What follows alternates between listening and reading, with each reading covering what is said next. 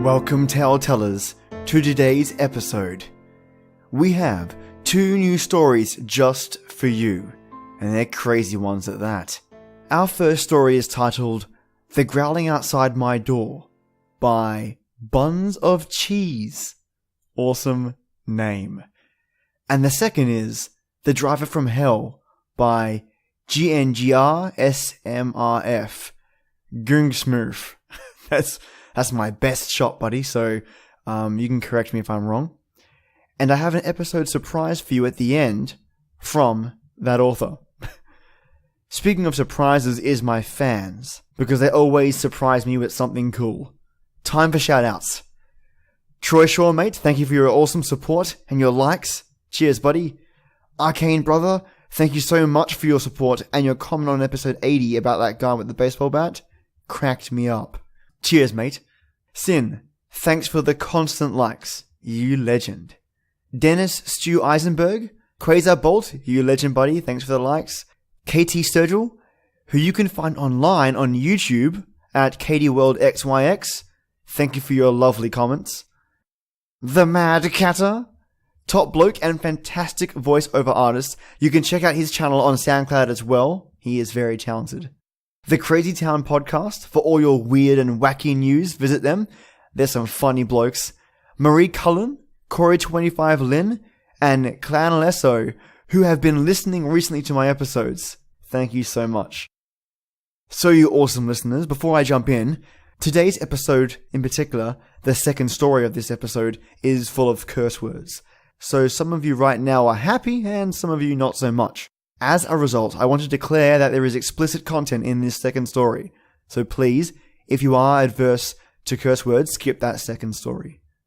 Okay, Telltellers, turn the lights off, the sound up, and listen to something different. Many years ago, I got my first bachelor apartment. It was a basement unit in a 2-story walk-up on the edge of my town's campus. So, naturally, it was an eclectic mix of wealth and poverty. I was somewhere closer to the latter. This place was tiny, with a mattress on the floor against one wall, feet against the edge of the mattress and touch the far wall with my fingertips. So there wasn't much space. The kitchenette was to the right of the apartment door, and there was a tiny bathroom in the back. One night, around 4 a.m, I heard growling. And because my apartment was so small, and I was so close to the apartment door, and because it was so dark, it sounded like the growling was inside my apartment. It sounded like there was an angry, hurt animal growling on the other side of my living room and in the pitch black. That was truly terrifying. I lay there, under my blankets, terrified.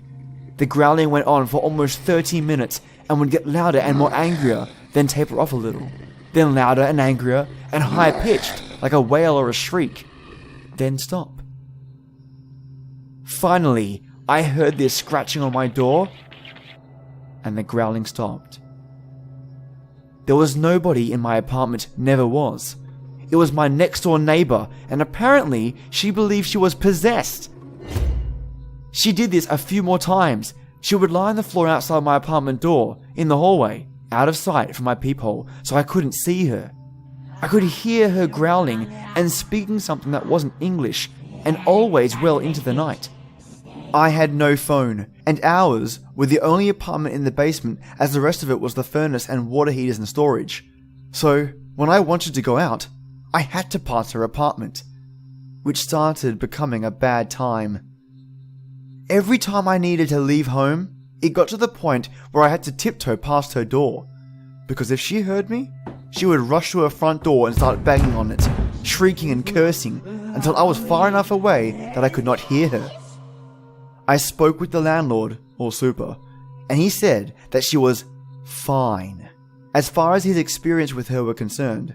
She was a lovely, quiet woman who mostly kept to herself. Of course, because we were the only tenants on that floor, nobody else heard what was going on, so it was her word against mine. About a month after speaking with the super about her, she set fire to her apartment cooking toast. She just put the bread on the burner and forgot about it and set a small fire. Nobody was badly hurt, The building was evacuated and she went to the hospital with smoke inhalation, but was released the next day. When they went in to assess the damage, they discovered that she had written on every square inch of her apartment walls in small, neatly written cursive handwriting, Vegul religious scripture-style verses, apparently in an attempt to keep the demons contained. I moved out at the end of the month and never looked back. I heard through a friend that she was diagnosed with severe schizophrenic disorder and some other things, and was put on a heavy course of medication to deal with it. To this day, I wouldn't know her if I passed her in the street. I never once saw the woman who became feral and lay growling and shrieking outside my door. I only heard her, and she scared the living crap out of me. Driver from hell. So, a while back, I had car problems, so I hired rides off this credible website. It wasn't Uber or Lyft. Anyway, I got to talking with this guy, and he started telling me how little this company pays him. He offered to give me a deal on rides if I paid him cash. I thought, okay, how different is that from Uber or anything else? So for a few months, everything was okay. Except that I hated this guy's personality. Like, he never shut the fuck up and had nothing to say. So when my car got fixed, he asked me for some extra money for gas and time. I said, okay, since my car is a piece of shit, and I would probably have to hire him again. But I told him I didn't get paid until Friday. So, at 11:56 Thursday night, I get a text from him asking where his money is, and when he can come get it. I didn't answer this text because I didn't know. My check hadn't come through yet, and I had to go to the bank first, etc, etc. Also, I work third shifts, so I have an odd schedule. So, I went home Friday morning and went to sleep. I woke up thinking I could maybe go to the bank on the way to work, and have him meet me after work Saturday morning. So I yawn, stretch, look at my phone. What? 20 fucking text messages, all threatening to take me to court. Come to my house, come to my work. Then he said he had to put my name, number, home address, and work address online so, quote, weirdos could come after me. I text him that he is a fucking nut job and to never contact me again, and that if him or anyone else comes near me or my house, we will defend ourselves. I live in a rural area and all my neighbours are armed and have dogs and do not take kindly to troublemakers. So that was Friday about 8 PM when I texted him to leave me alone. From 8 PM Friday to 11 AM Saturday, I received over 150 text messages from this guy, literally telling me he will never stop harassing me. He even used Google to text from other numbers and told me that's how he was doing it, so I couldn't block him. I had to file harassment reports with the police, where I work, and the sheriff where I live. I informed my boss that this guy was threatening to cause trouble at my job. I called the driving company that this guy had worked for and filed a complaint. I'm at the point where let's not meet applies to everyone now. I don't want to meet anyone new, and sure as fuck I'm not letting anyone in my life if I can help it. People are fucked. Now, before we end the story, The Driver from Hell, the author of this story contacted me with some extra information about the text he was sent. Now, I really wanted to share this with you, and with his permission, I'll read out what he received from the other guy before finishing the story. Okay, just some of the texts I got. Do you really think giving me the silent treatment is going to make this go away? I'm willing to work with you on this, but I absolutely will not let this slide. Give me a reasonable response and make this easy on the both of us.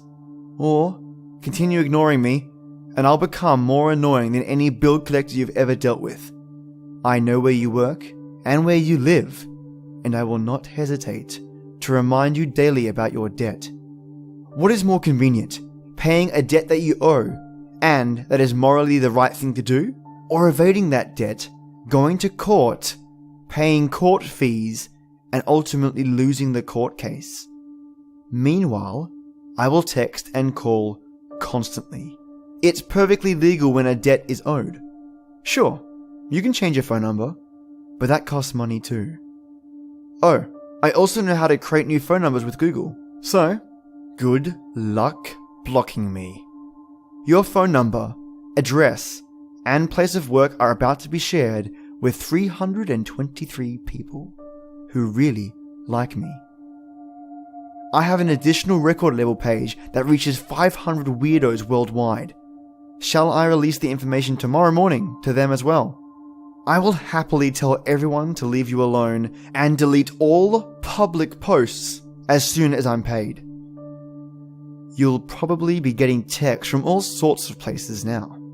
It's out of my hands. I am familiar with the parameters of harassment. From various work-related seminars, I can just send pictures off Toast for the next 10 years.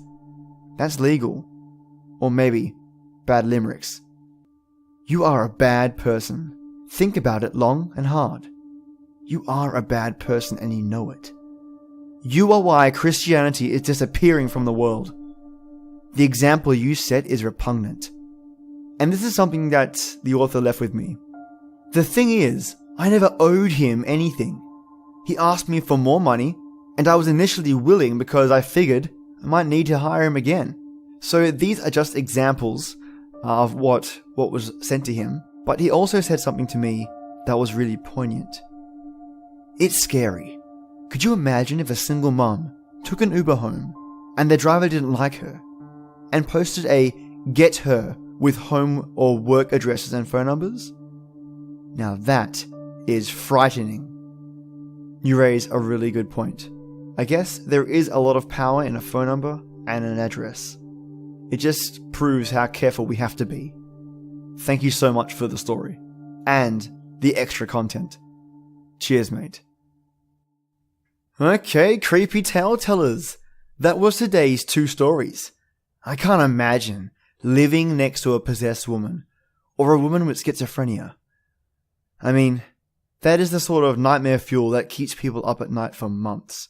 For example, you come back home from work, just relaxing, cooking your dinner, then this.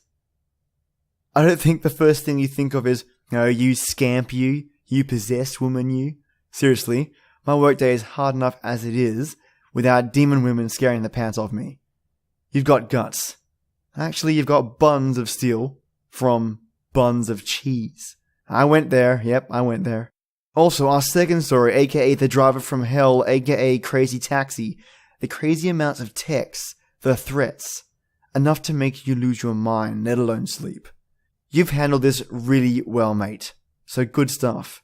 And I just realized, Gngrsmrf. Does that stand for Gngrsmrf? Huh. Well, okay. That makes so much more sense now. Well, thank you both for your story, and I'm looking forward to the next episode. Trust me, tale tellers, it's a keeper. So tale tellers and fans of the creepy, this is the place where stories live, and you tale tellers come to listen. Enjoy your day or night and join me every weekday for our creepy tradition. And as always, till next time.